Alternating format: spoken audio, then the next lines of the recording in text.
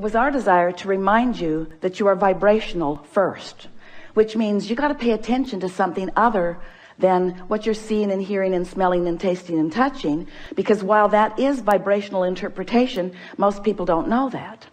So it was necessary to help you to understand that you are emitting a vibrational signal in order to help you to understand that your signal that you are emitting is being answered all the time, and that's what equals your life experience, period. Most humans don't know that, and in many cases don't want to know that, because they don't want to assume responsibility for what's coming, especially the parts they didn't want to come.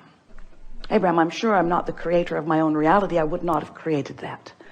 And we say, we didn't say you did it on purpose, but you did do it. You did do it. Sounds a little blameful, doesn't it? You did do it.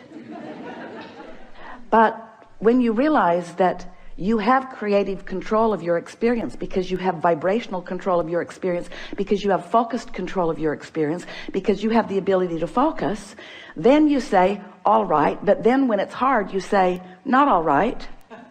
This shouldn't be this hard. This shouldn't be this hard. And then you say something, which is the last thing we ever want to hear from you. I'm not good at this. But you are good at it. You just don't know you're good at it.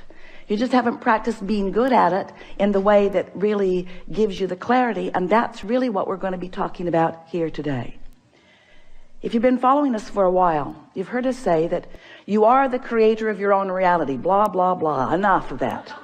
And that you live in a vibrational universe. Blah, blah, blah, blah, blah. Enough of that already. But you do, and you are. So, blah, blah, blah. So, here you are, the creator of your own reality. And life is constantly throwing things at you, isn't it? Well, it's not really like that. Life is happening around you, and you're observing, but it really isn't after you.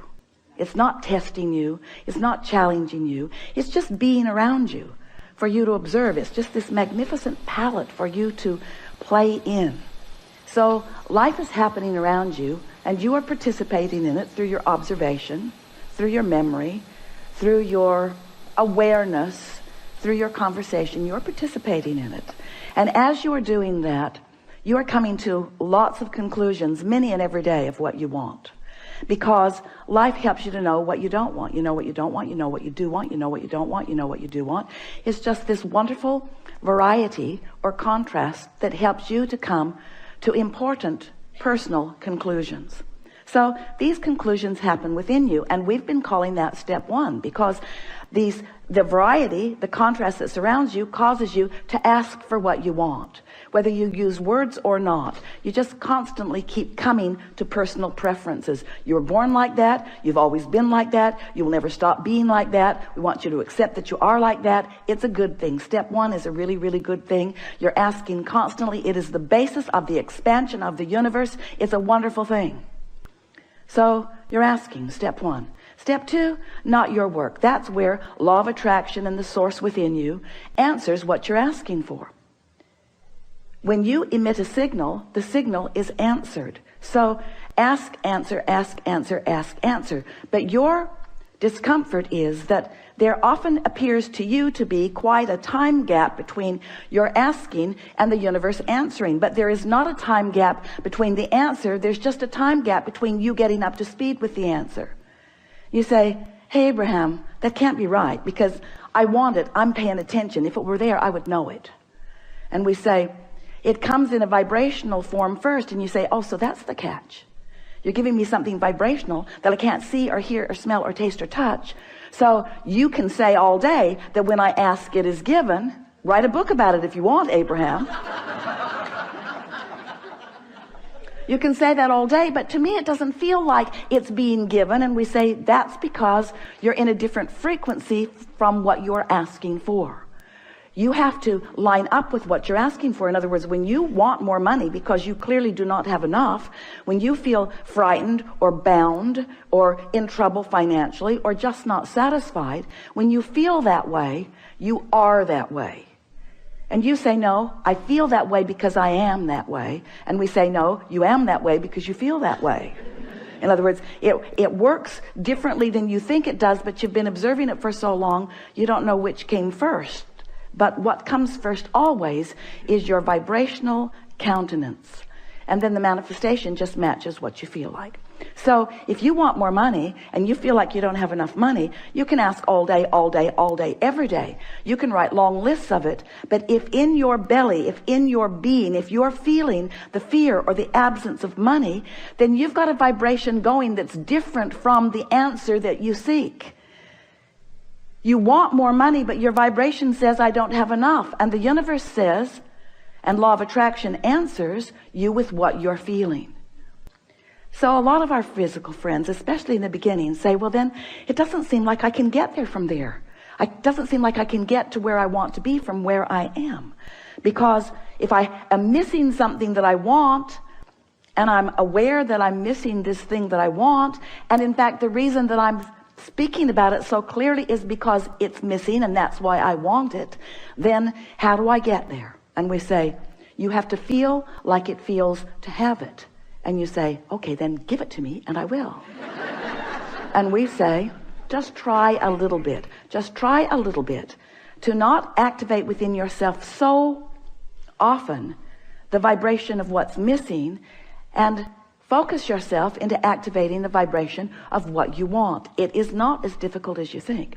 So step one is contrast causes you to ask. Step two is it is given vibrationally, so there is no gap really. Step three is you have to convince yourself there's no gap. That's the work. You got to feel it as if it is in order for it to be. And we know you balk at it, but many of you are practicing this and are finding it. Many of you are understanding the laws of the universe, and you're finding ways to focus yourself into feeling good without needing all of the evidence to be there first. Do you hear how important that is? If you don't need the evidence for what you want to be there first before you feel it, then you are able to accomplish the vibrational countenance of it before it is, which means now it must be.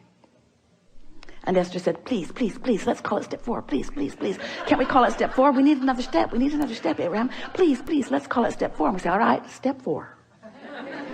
So you ask step 1, source answers step 2. You allow it step 3. But now we've been talking to you for a while. You've been keeping up with us pretty good.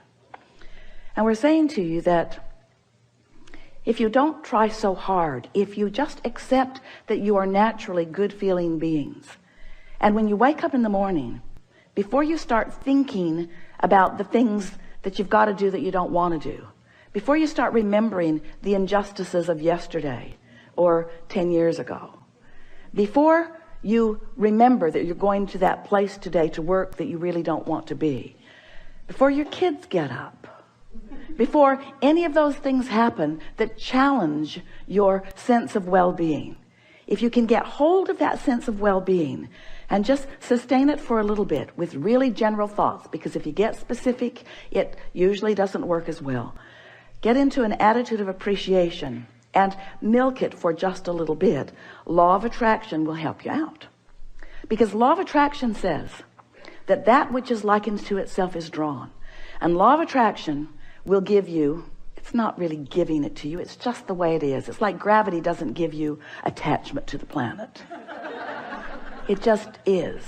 So law of attraction provides for you this consistent life experience.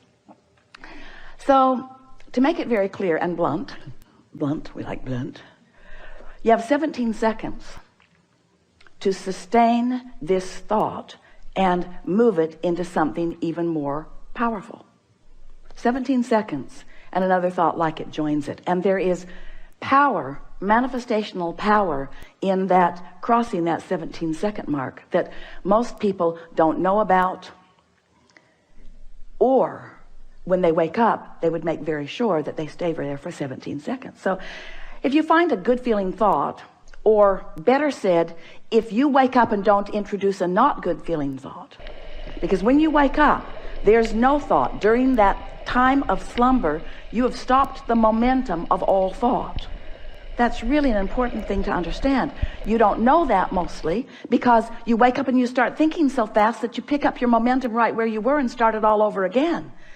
But when you slumber, momentum of thought stops. Law of attraction is suspended for you. Your point of attraction is no longer attracting. So when you wake up, you have a really good possibility of getting out of the bed on the right foot, getting out on the right side of the bed. These are your words. We don't like them very much, but we thought you'd relate. You have a very good possibility of getting the vibration going the way you want it to go. And your best possibility is first thing in the morning. First thing in the morning, before there is any other momentum going. So we've been talking about this for a while. And Esther really listened. So she decided that she was going to wake up on that first morning and she was going to sustain her good feeling that she had awakened with. And she didn't make it until breakfast. Quite annoyed with herself, which didn't help. But the next day, she tried it again and didn't make it much past breakfast. Then she discovered that if she just wouldn't read her email, it would help. So her dominant intent became to sustain this feeling of well-being as long as I can. Just sustain it. And what she began noticing about the second week and third week and fourth week of doing that was that not only was it easy to find and maintain that frequency of feeling good, but there were all kinds of other benefits that began coming to her that these words won't give to you. You have to do it and find it yourself, because words don't teach. So we're just explaining to you what Esther experienced. She found a new clarity that was not within her before. She found a sort of stable ride. She remembered Jerry's story of shock absorbers. He used to tell a story about he got a new car. He was test driving it. It was a beautiful Cadillac, and it was in San Diego. And the salesperson took him down a road that Jerry thought no nice car should ever be on. And he was amazed at the ride that that car gave him, even on a very bumpy road, because the suspension system, the shock absorbers were such that even though there were bumps in the road, he did not feel them in that car. And he used that analogy always, and it's the same analogy that we're offering to you here. When you find vibrational alignment with who you really are, and you sustain it for a period of time, what happens is you get shock absorbers. So even though the same sort of things may be happening around you, you might even see some of them, although law of attraction makes it less and less likely that you're going to participate on any personal level with anything unwanted once you begin sustaining this vibration of well-being. But the whole point of all of this, we don't want you to become so vibrationally snobbish. Esther says, I'm a vibrational snob. I like clarity and I will not accept confusion. But when you care about how you feel and you practice it until you're in this place where you are sustaining it more consistently, then you don't feel like you felt before. You know how when you first start knowing that you are the creator of your own reality, and you get feeling pretty good, and then someone says something that takes you away from your good feeling, and you think to yourself, I'm never talking to you again. I'm going to avoid you. You are a downer. But then you find yourself in a sort of state of avoidance everywhere. You can't watch television. You can't really go out in the world. You have to give your children away. You just can't barricade yourself into enough solitude to really maintain the vibration, and you give up so much by trying to do that. The benefit of alignment shouldn't have to pay the price of being a hermit.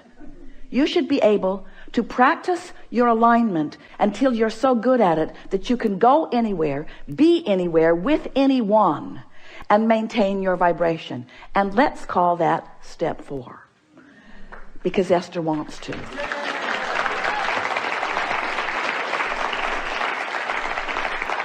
So what it requires really is enough determination to focus first thing in the morning, and until you know that you've got it and you're able to maintain it, and then to simply watch what happens in your experience as a result of that newfound alignment and that newfound clarity.